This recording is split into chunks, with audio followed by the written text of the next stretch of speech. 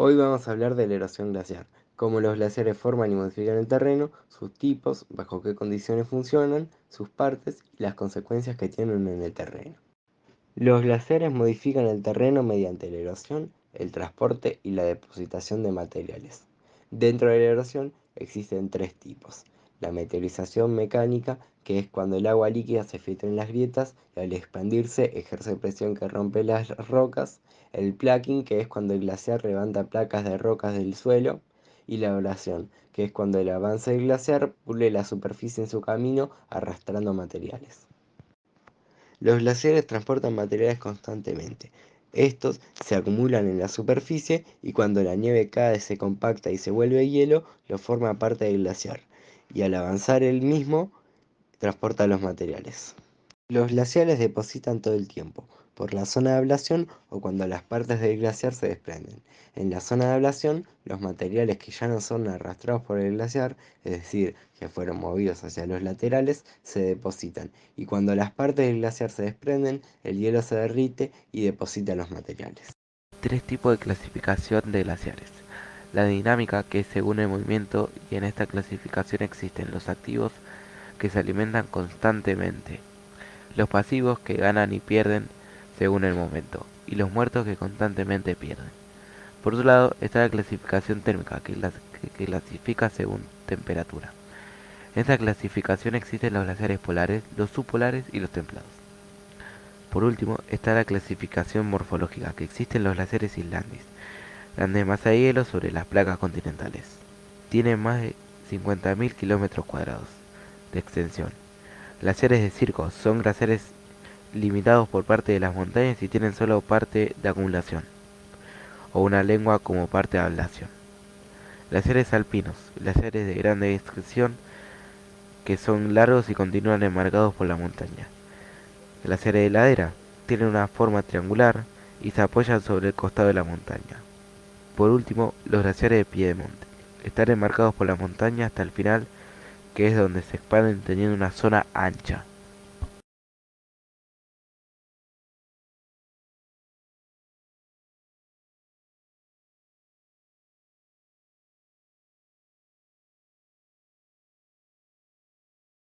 Los glaciares erosionan el terreno al moverse.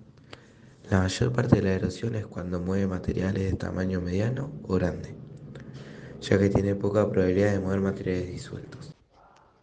Los glaciares operan bajo climas extremadamente fríos en temperaturas iguales o menores a 0 grados, en zonas de altas montañas de latitud alta o zonas oceánicas polares. La temperatura y las condiciones del ambiente condicionan la interacción del glaciar con el mismo.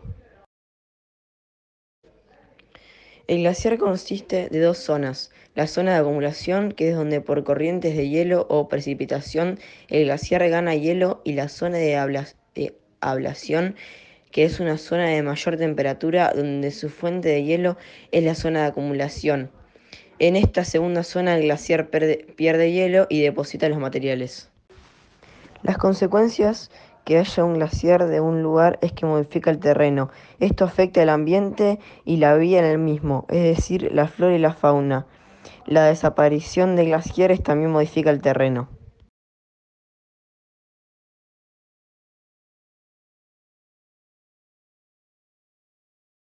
El Polo Sur es un gran ejemplo de glaciar islandés, ya que en su totalidad está cubierto por un gran glaciar. Este glaciar está apoyado directamente sobre la capa continental y tiene una gran superficie de alrededor de 14 millones de kilómetros cuadrados, es decir, cumple las características de un glaciar islandés.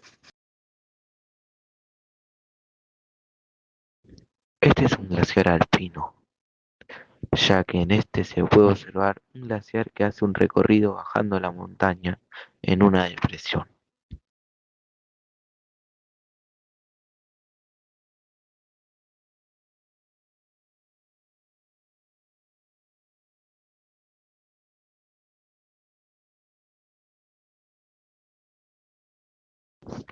Este glaciar está encerrado entre paredes rocosas y tiene una lengua que sobresale. Este glaciar se llama glaciar de circo.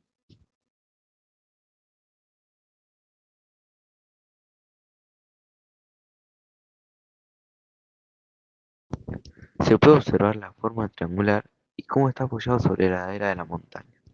Por eso, este es un glaciar de ladera.